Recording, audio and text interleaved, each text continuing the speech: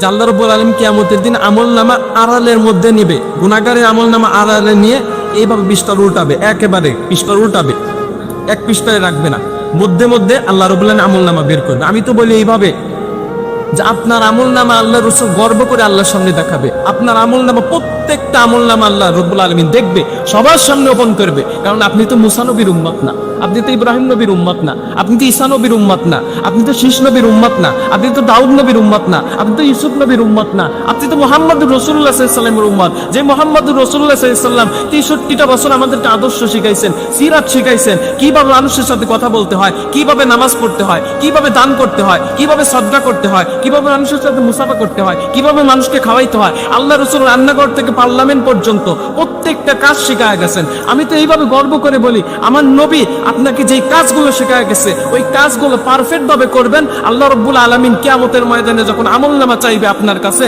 আমার হাবিব আমার নবী মুহাম্মদুর রাসূলুল্লাহ সাল্লাল্লাহু আলাইহি ওয়াসাল্লাম গর্ব করে আল্লাহকে বলবে, আল্লাহ এইবার উম্মতের আমলনামা দেখেন, সবার সামনে আপনি ওপেন করেন। আর আমি তো এটাই বুঝাইতে পারি না, রমজানে 5 জন মানুষ চলে গেছে গ্রাম থেকে, আপনি থাকবেন কিনা আগামীতে গ্যারান্টি তো নাই। আপনি এখান থেকে চলে যান বাসায়, কোন গ্যারান্টি তো নাই।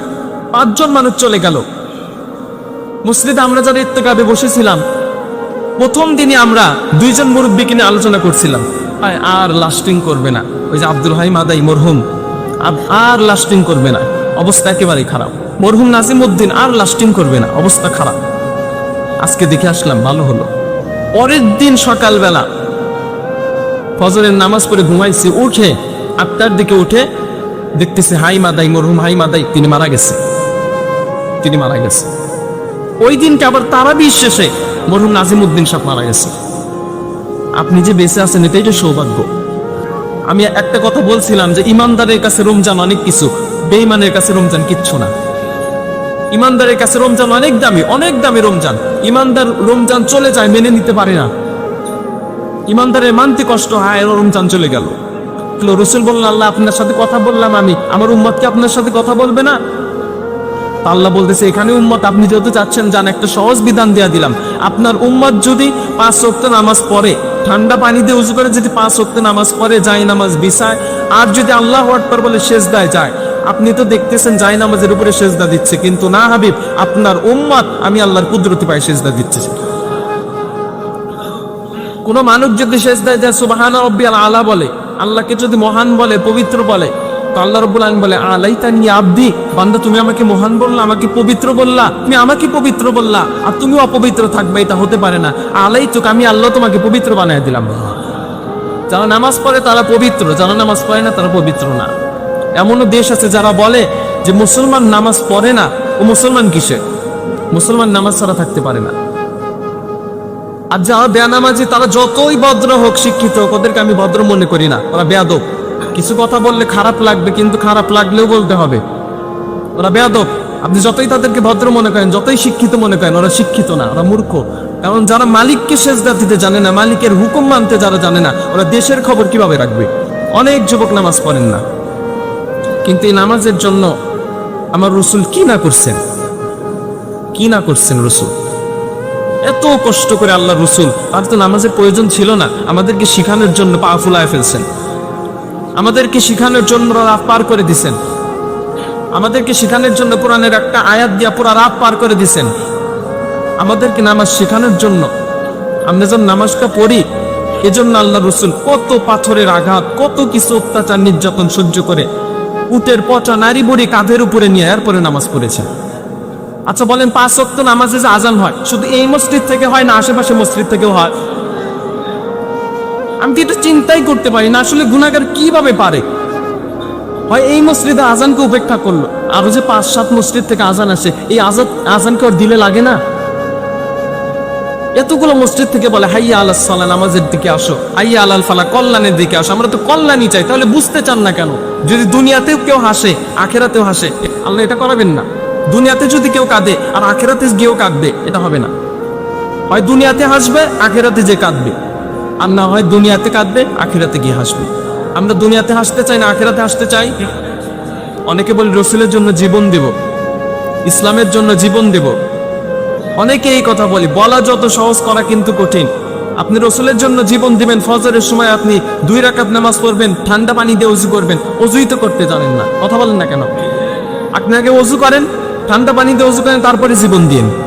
আপনি যদি 2 মিনিট যদি সুযোগ পান বাংলাদেশের প্রধানমন্ত্রীর সাথে কথা বলার, আপনি কি আপনার জন্য চাইবেন না আপনার প্রতিবেশীর জন্য চাইবেন?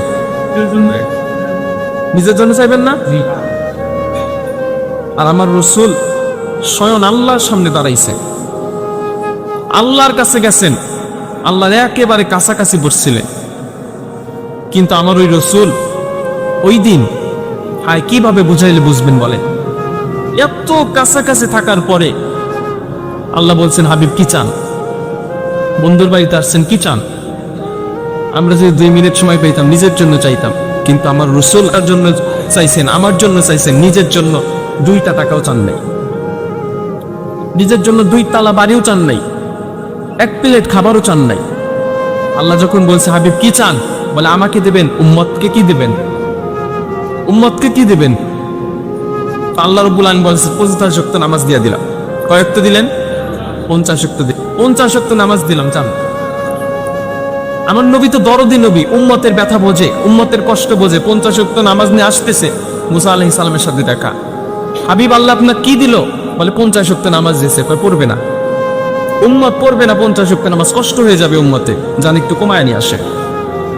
আমার রাসূল এইভাবে বলছে, মুসা আমি কমায় নিয়ে আসবো, আমার উম্মতের কষ্ট হবে, আমার তো লজ্জা লাগে যাইতে, কিন্তু আমার উম্মত যদি না হইতো আমি যাইতাম না, আমার উম্মতের জন্য। এই জন্য আমি আল্লাহর কাছে আবার গেলাম, আবার গেছেন আল্লাহর কাছে, যা বলতেছে আল্লাহ একটু কমায় দেন, আমার উম্মতের বড় কষ্ট হবে। আল্লাহ কমায় বলেন, জান হাবিব 45 ওয়াক্ত দিয়ে দিলাম, 5 ওয়াক্ত কমায় দিলাম, জান। আবার আসছে, মুসা আলাইহিস সালাম বলে না না পড়বে না, আপনার উম্মতের কষ্ট হবে, আমার উম্মতের কষ্ট হবে, আমার উম্মতের কষ্ট হবে, পড়বে না। আবার চলে গেছেন, 5 ওয়াক্ত কমায় আবার 40 ওয়াক্ত নিয়ে আসছে। মুসা আলাইহিস সালাম বলেন, হাবিব পড়বে না, আপনার উম্মতের বড় কষ্ট হবে। আমার রাসূল বলছে, আমার উম্মতের কষ্ট হবে, আমার উম্মত। এইভাবে আপনি আর আমি কয়বার যাইতাম চেয়ারম্যানের কাছে কিছু দণ্ডা দেওয়ার জন্য? কয়বার যান? 3 বার 4 বার যান, লজ্জায় ফিরে আসেন। আর আমার নবী 5 নং 45 ওয়াক্ত কমাইছে 9 বার গিয়ে, এরপরে 5 ওয়াক্ত নামাজ নিয়ে আসছে আমাদের জন্য, 5 ওয়াক্ত নামাজ নিয়ে আসছে। এত দৌড়াদৌড়ি করলো আমাদের জন্য, নবী আমাদের জন্য করছে। আল্লাহ বলছে, বন্ধু আসছেন তো বারবার, যান সুসংবাদ দিয়া দিলাম, আপনি যেহেতু আমার বন্ধু আপনাকে আমি নারাজ করবো না। ওয়ালা সাউফা ইউতিকা রাব্বুকা ফাতারদা, আপনাকে এমন কিছু দেব আপনি রাজি হয়ে যাবে। আপনার টুটিটা কমায়া দিলাম, 45 ওয়াক্ত কমায়া দিলাম। 24টা ঘন্টা কাজ করার কথা ছিল তো, যান 5 ঘন্টা কাজ করেন। 24 ঘন্টা করার কথা বললেন না উম্মতদেরকে, 5 ঘন্টা যদি উম্মত কাজ করে আমি আল্লাহ রাব্বুল আলামিন 50 ওয়াক্ত নামাজের সওয়াব দিয়া দেব। তিনি বলতেছেন আমি রসুলের জন্য জীবন দেব, আপনাকে দেখলে মনে হয় না আপনি রসুলের জন্য জীবন দেবে, আপনার দাড়ি তো নাই মুখে। হায় রসুল এত কিছু আপনার জন্য করলো, সামান্য দাড়ি রাখতে পারলেন না, আপনার কপালের উপর তো লানত, আপনাকে গুলি করে মারা দরকার। এত কিছু রসুল আপনার জন্য করলো, আপনি সামান্য দাড়ি রাখতে পারলেন না, অথচ এর মধ্যে কোনো ক্ষতি নাই। আপনি যান বিজ্ঞানের কাছে, যান খবর নেন, ডাক্তারের কাছে যান, দাড়ি যারা কাটে তাদের যৌবন শক্তি নষ্ট হয়ে যায়, যান।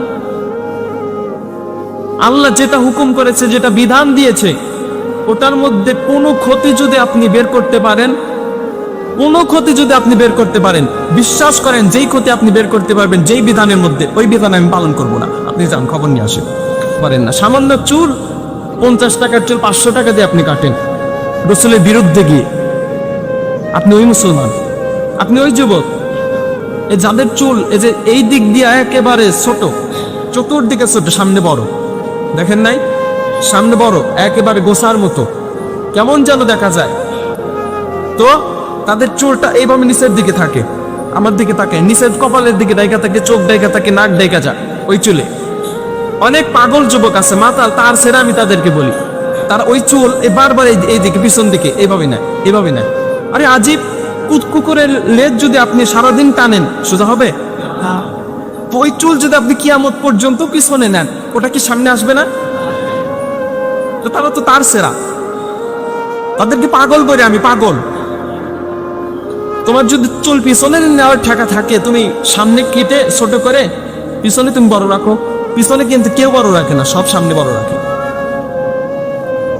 আমি তো এইভাবে বলি, যদি কিয়ামতের দিন রসুল বিরুদ্ধে চলে যায় আপনার কি অবস্থা হবে? কি অবস্থা হবে? আল্লাহ বিরুদ্ধে চলে গেলে রসুল সুপারিশ করতে পারবে, কিন্তু রসুল যদি বিরুদ্ধে চলে যায়, আফসোস, আপনি কিন্তু শেষ। আপনি শেষ। যদি রসুল তাকে মুখটা ঘুরায় নেয়, আপনি শেষ, আমি শেষ। এজন্য রসুলকে নারাজ করা যাবে না, রসুলকে নারাজ করা যাবে না। রসুলের আদর্শ এমন ভাবে নিজের মধ্যে ধারণ করা যেন রসুল দেখেই চিনতে পারে আর বলতে পারে, আল্লাহ এই যে আমার উম্মত, এই যে আমার উম্মত, আমার উম্মতের আমল নামা নেন আপনি। যে নবী 63 বছর আপনার জন্য কাঁদলো, ওই নবীর উম্মত হয়ে আপনি কিভাবে নবীকে ওই দিন লজ্জিত করবেন বলেন? ওই দিন নবী লজ্জা পাবে না যদি আপনি আমল নামা দেখান আল্লাহর কাছে? আপনার নামাজ নাই, রোজা নাই, হজ নাই, জাকাত নাই, মানুষের সাথে ভালো ব্যবহার নাই, এই আমল নামা যদি ওই দিন দেখান, নবী লজ্জা পাবে। আর আপনি নবীকে লজ্জা দেবেন আর নবী আপনার পক্ষে সুপারিশ করবে, অত সহজ না, অত সহজ না। এই জন্য যেটা বলতেছি যে নবীকে বিরুদ্ধে নেওয়া যাবে না। যারা বাপ মার সামনে অন্যায় করতে ভয় পায়, আল্লাহর সামনে অন্যায় করে। বাপ মার সামনে বিড়ি সিগারেট খাইতে লজ্জা পায়, আল্লাহর সামনে বিড়ি সিগারেট খায়। সিসি ক্যামেরার ভয়ে সুদ ঘুষ নিতে চায় না, টেবিলের তল দিয়ে নেয়, আর আল্লাহকে একটু ভয় পায় না। কত বড় বুকের পাঠা দেখেন। আমি চিন্তা করতে পারছি, আপনি কাকে আপনি বুড়া আঙ্গুল দেখাচ্ছেন? কাকে আপনি পাত্তা দিচ্ছেন না বলেন তো? যিনি আপনাকে এক ফোঁটা নাপাক পানি থেকে অস্তিত্ব দিচ্ছেন, যিনি আপনাকে এমন ভাবে বানাইছেন দুনিয়াতে। আমি যদি আপনাকে বলি যে এই রকম যে মসজিদ আছে, এর বিপরীত ভাবে একটা মসজিদ বানায় দেন, যদি বলি বানানো সম্ভব হবে, কিন্তু হয়তো লাইটটা মিলে যাবে, সুইচটা মিলে যাবে, টাইলসটা মিলে যাবে, চেয়ারটা মিলে যাবে, মাইকটা মিলে যাবে। না মিলে যাওয়ার সম্ভাবনা আছে না নেই বলেন তো? একটা না একটা মিল খাবেই। কিন্তু একটু যদি গভীর লক্ষ্য করেন, একটু যদি চিন্তা করেন, আল্লাহ রাব্বুল আলামিন প্রত্যেকটা মানুষকে বানাইছে, কোটি কোটি মানুষ, একজনের ফিঙ্গারপ্রিন্টের সাথে অন্যজনের ফিঙ্গারপ্রিন্টের মিল নাই। কি আজীব কারিগর তিনি, আর আপনি তাকে বুড়া আঙ্গুল দেখাচ্ছেন। আপনাদেরকে একটু কষ্ট দেয়, এখানে যারা মাদ্রাসার ছাত্র বাদে যারা স্কুলে ছাত্র আছেন, যারা স্কুলে পড়েন, ইউনিভার্সিটি পড়েন, তারা একটু দয়া করে হাত তোলেন তো কষ্ট করে। যারা ইউনিভার্সিটিতে পড়েন, স্কুলে পড়েন, মাদ্রাসার ছাত্র বাদে মাশাআল্লাহ অনেকে আছে। আপনাদের উদ্দেশ্যে আমি একটা কথা বলি, আপনারা আমার কথা একটু বুঝছেন। দেখেন, ইংরেজিতে যদি একটা উচ্চারণ অন্যভাবে করি, এটা হবে না, আপনার চাকরি হবে না, সার্টিফিকেট নষ্ট হয়ে যাবে আপনার। এই যে দেখেন, একটা শব্দ আছে লিফট, LIFT, লিফট। এই লিফটটার অর্থ হচ্ছে যেটাতে উপরে আমরা উঠি, লিফট, সিঁড়ি, জানেন না? সিঁড়ি। আচ্ছা, এই লিফটটা যদি আমরা পড়ি LEFT, লিফট হবে? এই স্কুলের ছাত্রছাত্রীরা বলেন হবে না, কারণ একটা হচ্ছে লিফট আর একটা হচ্ছে লেফট। লেফট মানে হচ্ছে বাম, আর লিফট যেটাতে আমরা সিঁড়িতে উঠি।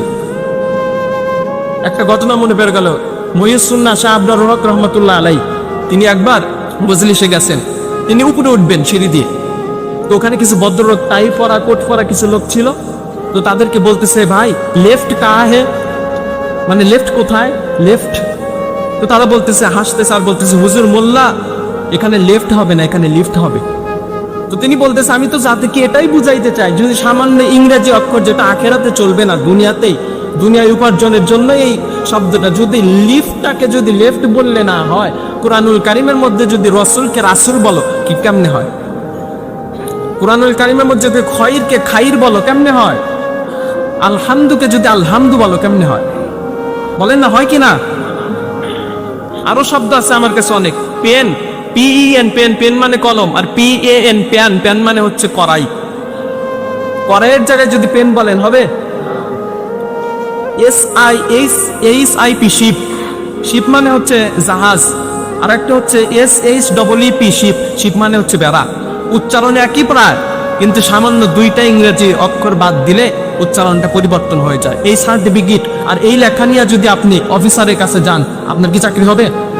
এরপরে যদি তাকান, SIT, সিট, সিট মানে বসা, আর একটা হচ্ছে SEAT, সিট, সিট মানে হচ্ছে আসন, সিট মানে হচ্ছে আসন। আর একটা হচ্ছে RIGHT, রাইট, রাইট মানে ঠিক, সঠিক, ডান। আর একটা হচ্ছে WRIT, রাইট, রাইট মানে লেখা। আমি তো এটাই বুঝাইতে পারি না আপনাদের। দেখেন, সাধারণ ইংরেজি একটা RE যদি বাদ পড়ে যায়, উচ্চারণ সঠিক হয় না।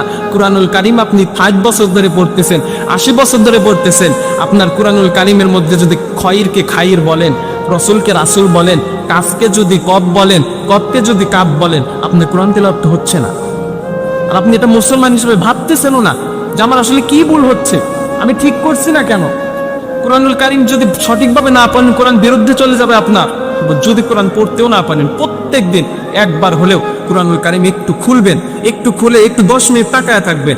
যদি তাকায় থাকতেও কষ্ট হয় কোরআনুল কারীমকে একটু মহাব্বতের দিলে একটু বুকে জড়ায় নেবেন, একটু টোয়া দেবেন কোরআনুল কারীমকে। কাল কিয়ামতের কঠিন ময়দানে কোরআন বলবে, আল্লাহ আপনার বান্দা কোরআন পড়তে পারে নাই, আমাকে পড়তে পারে নাই, কিন্তু আমার সাথে এমন মহাব্বত ছিল, একটা দিন শত ব্যস্ততার মধ্যেও আমাকে ভোলে নাই, আমাকে এত বেশি মহাব্বত করতে, পড়তেও পারে নাই, আমাকে মুখের সাথে লাগায়া আমাকে মহাব্বত করেছে, আজকে তাকে জান্নাত দিয়া দেন।